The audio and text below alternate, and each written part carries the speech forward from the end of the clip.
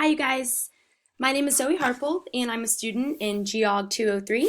And I'm going to talk to you guys today about the main concept of how did relocating wolves into Yellowstone National Park affect the Yellowstone River. So first off, the event occurred in 1995.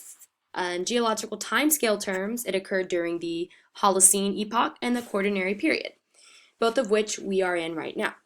The event happened in Yellowstone National Park, and the actual event was the U.S. Fish and Wildlife Service paired with a couple of Canadian fish and wildlife reps. They released 14 wolves into the national park, and they wanted to get the elk population down and more in balance with the rest of the ecosystem. No wolves have been seen in Yellowstone since 1926. I'm going to be talking to you guys today about trophic cascades and meandering rivers. So, as you can read above, the trophic cascade in general is just an ecological process or, consequence that is initiated by a change at the top of a food chain that works its way down to the lower levels of a food chain. And typically, this process evolves into a rebalancing of an ecosystem. And in a simpler way of wording that, the incorporation of any sort of a predator, in this case, the wolves, into an ecosystem that lacks one, this is going to cause a domino effect for all the below layers of the food chain in a good way. And a meandering river is just a type of river that's going to carve its way through landscapes. In this case, the Yellowstone River, and you could think of the Colorado River and the Grand Canyon.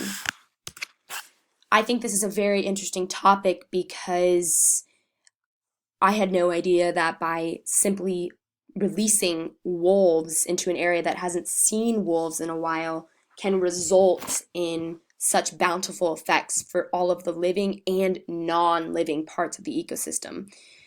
And I think everybody should be interested in this fact because our rivers change. A non-living inhabitant, our rivers change due to an animal. And we need to know how to take care of our earth so trophic cascades like this can continue to happen.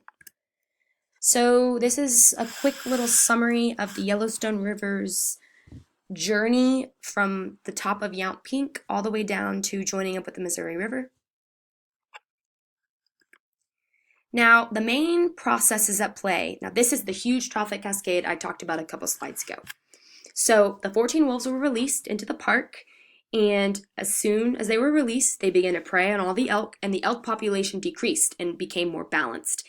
And these elk, began to avoid the wolves' hunting grounds, i.e. the valleys and gorges. Because of this, the plant life that they had been eating all of, it started to regenerate in those locations.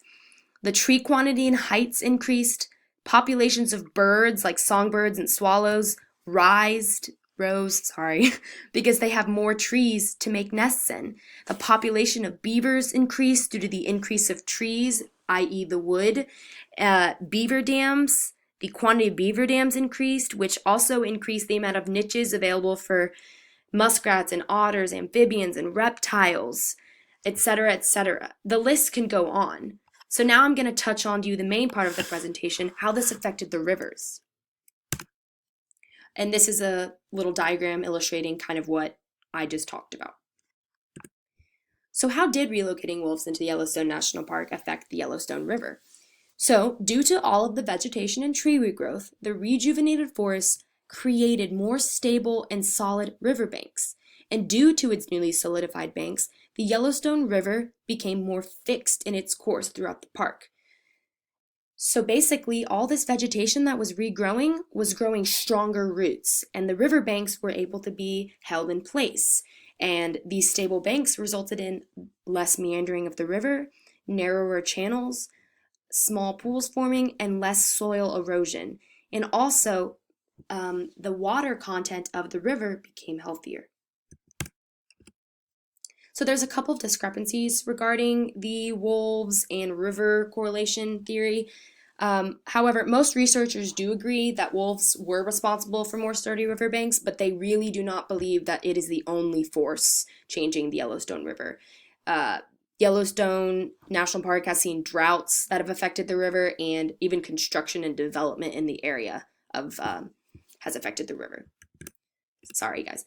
And another discrepancy that's not really involving the river side of the project is researchers claim that essentially the presence of wolves was nothing new to the elk. They had already known to not graze in certain areas because they couldn't see well over there. They were already avoiding the wolves areas, if you will, long before 1995. Other researchers claim that the increase of vegetation growth was a direct cause of groundwater amounts fluctuating and more above freezing days. The research I noticed with this type of information was field studies. Scientists would typically hang out in the park and study where the elks hung out, where the wolves hung out, take samples, monitor the river depth, etc., etc. And some researchers put tracking collars on the wolves.